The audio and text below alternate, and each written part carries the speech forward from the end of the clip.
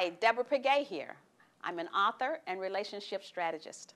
I've helped tens of thousands of people to confront and resolve their inevitable interpersonal conflicts that they encounter at work, at play, or even in social situations. What I've learned is that effective communication is the oxygen in every relationship.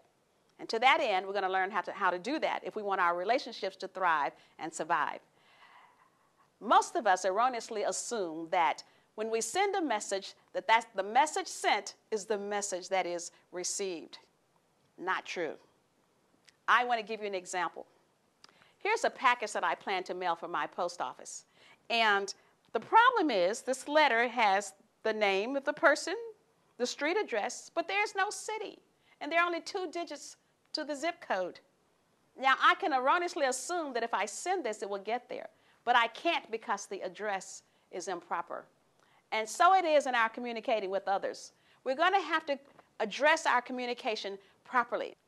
You see, as part of effective communication, we must be conscious of the fact that there are really 3 components to getting an effective message across: words, tone, and body language. Now, interestingly enough, the words only account for 7%.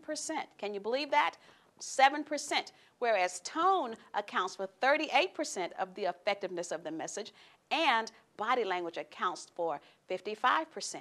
If you're telling me something and that says I'm defensive, I'm not open to your input, so we got to watch that body language. And just let me give you an example. Just last week, I had an encounter with a relative whom I had entrusted a vintage car. And someone called me from that state where the car is and said, your relative is parking that car at a place where there's illegal activity, as in drugs.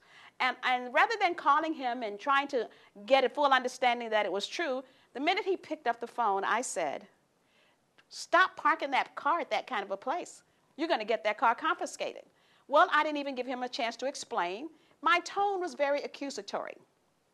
Needless to say, the message that I sent was not the message that he received, because the message that he received was, despite the fact that I know you're trying to clean up your life, I think you're still involved in that illegal activity as well. So, needless to say, it didn't go over very well, and we didn't end the conversation on a high positive note. But you see, that's what we have to be conscious of, our tone when we are sending a message, especially a message that people don't really want to hear. So it's important then that we not only are accusatory, but we're going to have to learn how to not be judgmental. For instance, a statement such as, why in the world did you do that? I'm judging a person's character. And let me tell you, when you attack judgment, that always will derail a message. I also know that sometimes we can be condescending. For instance, we may say, everybody knows that. Everybody knows that. Well, that means except you, idiot. And so you want to make sure you don't make those kinds of statements because, again, it will derail your communication. So that's my challenge for you today. Learn how to be sensitive to your tone. Be very, very sensitive to your tone. Choose the right words, words that don't attack character, words that don't attack judgment.